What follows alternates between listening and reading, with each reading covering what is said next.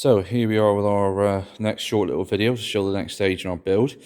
As you can see, the V-bands have been welded on. So we've got a V-band here, a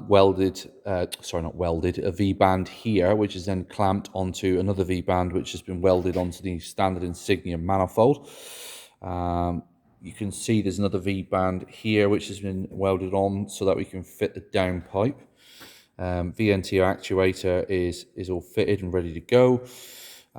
The exhaust manifold itself has been taken out to be ever so slightly larger just to aid flow. The V-band, where it was welded onto the manifold, the size had to be increased so that the flow can come through there into the turbo itself. We've got the standard BMW pipe which clipped onto the compressor housing. It seemed the most simple way of doing it, if I'm honest. So basically what we've got here is obviously we've got a pipe.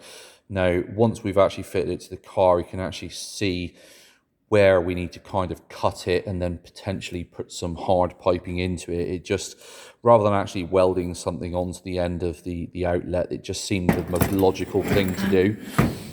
We flip the turbo over. You can actually see that obviously we've got all that kind of movement, so that it gives us quite a bit of flexibility. The oil drain is fitted here into the bottom of the turbo.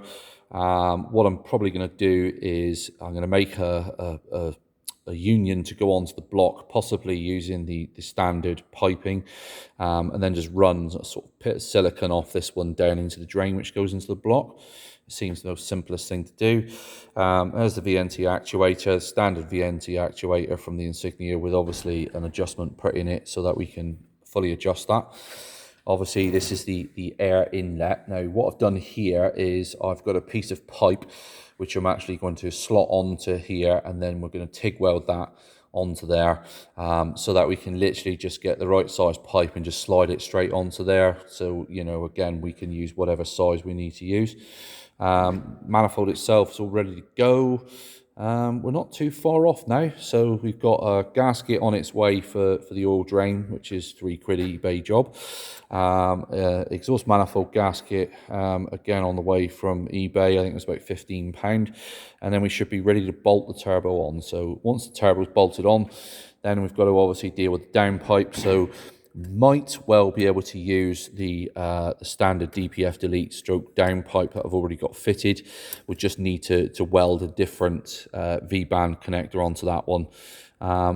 Maybe might need to do a bit of moving of the brackets for the DPF downpipe the DPF delete downpipe that we've got, but we're not too far away now.